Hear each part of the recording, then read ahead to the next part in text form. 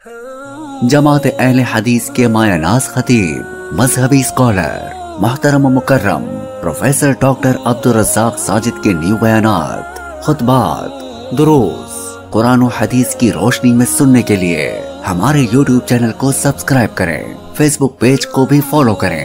بارک اللہ فیکم۔ صدیق اکبر کے ساتھ کائنات کے سب سے بڑے باوفا انبیاء کے بعد سب سے زیادہ اللہ کی برگزیدہ ہستی محمد رسول اللہ علیہ وسلم کی معیت میں رہنے پلنے والے چلنے والے، ان کے بارے میں جو لوگوں کی رائے ہے، نصیب اپنا اپنا ہے، نصیب اپنا اپنا ہے، قسمت اپنی اپنی ہے، مقدر اپنا اپنا ہے۔ کچھ ایک دو سوالات ہیں کہ انہوں نے جو کچھ کیا تھا، منکرین زکوٰۃ نبوت کے دعوے داروں کا خاتمہ، لشکر اسامہ یا جو بھی لشکر دوسرے ممالک میں بھیجے گئے، آل رسول یعنی جناب علی یا آپ کے چچا حضرت عباس وغیرہ سے صدیق اکبر نے، ان لوگوں نے ان کی مداخلت کی یا تعاون کیا یا مشوروں میں ساتھ رہا۔ سوال خوبصورت ہے، جواب سنیے۔ محمد رسول اللہ صلی اللہ علیہ وسلم اور آپ کے اصحاب کی جو تربیت تھی، جو ٹریننگ تھی، شرعی حکم، اس کے ساتھ فہم دین اور مشورہ۔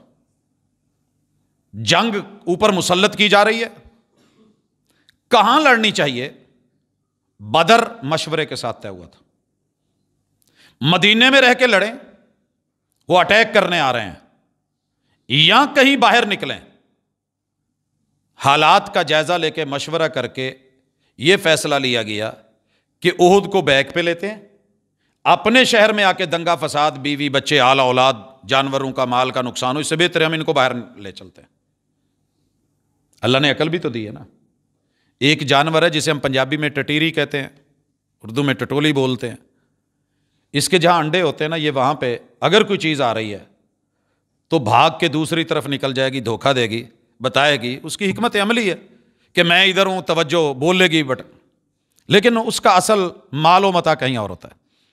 اللہ نے اتنی عقل اور دانائی سے نوازا تھا، کہا کہ باہر رہ کے احد میں لڑیں گے۔ بعد میں صورتحال کو دیکھا تو فیصلہ رسول اللہ صلی اللہ علیہ وسلم نے کیا تھا، مشورہ کر کے کہ کچھ لوگوں نے کہا کہ نہیں حضور، بیوی بچے پیچھے اکیلے رہ جائیں گے، اگر ہم وہاں گئے ہوئے ہیں اور ہمارا گھر پیچھے سے خالی ہے اور درمیان میں سے 300 یہودیوں نے بھی منافقت کی ہے، اگر انہوں نے اٹیک کرا تو کیا بنے گا؟ بات تو سمجھ آ گئی تھی، مگر میرے مرشد نے کیا کہا؟ مشورے کے بعد جو فیصلہ ہو گیا اب اس سے ہم پیچھے ہٹنے والے نہیں ہیں، احد میں جا کے لڑا جائے گا، جو ہوگا دیکھی جائے گی۔ فَإِذَا عَزَمْتَ فَتَوَكَّلْ عَلَى اللَّهِ وَأَمْرُهُمْ شُورَىٰ بَيْنَهُمْ، شورا کا مشورہ کر کے پھر اس کے بعد جو رائے سامنے اس پہ فیصلہ لے کے ڈٹ جانا۔ مخالفت بے شک ہو، حضور علیہ الصلوۃ والسلام کی مخالفت ہوئی ہے، مگر فیصلہ کیا ہوا احد میں؟